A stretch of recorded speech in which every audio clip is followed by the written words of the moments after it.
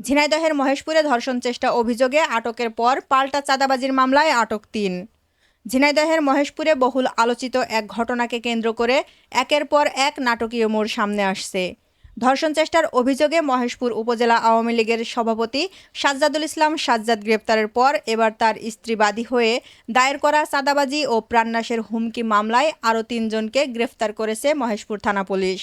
পুরো ঘটনাকে ঘিরে উপজেলা জুড়ে চলছে ব্যাপক আলোচনা ও চাঞ্চল্য। পুলিশ ও মামলার এজাহার সূত্রে জানা যায়, গত ৫ মে বেলা 11:30টার দিকে মহেশপুর উপজেলার ১ নং এসবিকে ইউনিয়নের খালিশপুর গ্রামের গোহাটার পাশে রাজনৈতিক সহকর্মী ফিরোজের ভাড়াটিয়া বাসায় যান সাজ্জাদুল ইসলাম সাজ্জাদ।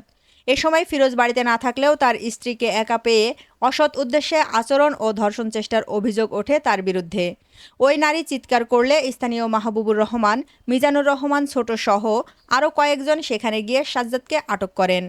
পরে ফিরোজ ঘটনাস্থলে এসে বিষয়টি প্রকাশ করে মানসম্মান ক্ষুণ্ণ ও মারধরের ভয় দেখিয়ে ৩ লাখ টাকা চাঁদা দাবি করেন বলে মামলায় উল্লেখ করা হয়।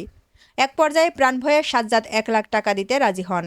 পরে তার বাড়ি থেকে সোনালী ব্যাংক মহেশপুর শাখার একটি চেক বই আনিয়ে মাহবুবুর রহমানের নামে ১ লাখ টাকার চেকে জোরপূর্বক স্বাক্ষর করিয়ে ব্যাংক থেকে টাকা উত্তোলন করা হয় বলে অভিযোগে বলা হয়েছে। পাশাপাশি বিষয়টি কাউকে জানালে হত্যার হুমকিও দেওয়া হয়।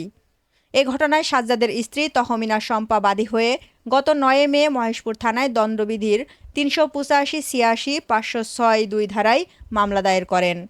মামলার তদন্ত কর্মকর্তা এসআই মোহাম্মদ হামিদুল ইসলামের নেতৃত্বে অভিযান চালিয়ে এজাহারভুক্ত ৩ আসামি মাহবুবুর রহমান ৩০, মিজানুর রহমান ছোট ৩৫ ও ফিরোজ ৪৫কে গ্রেফতার করা হয়।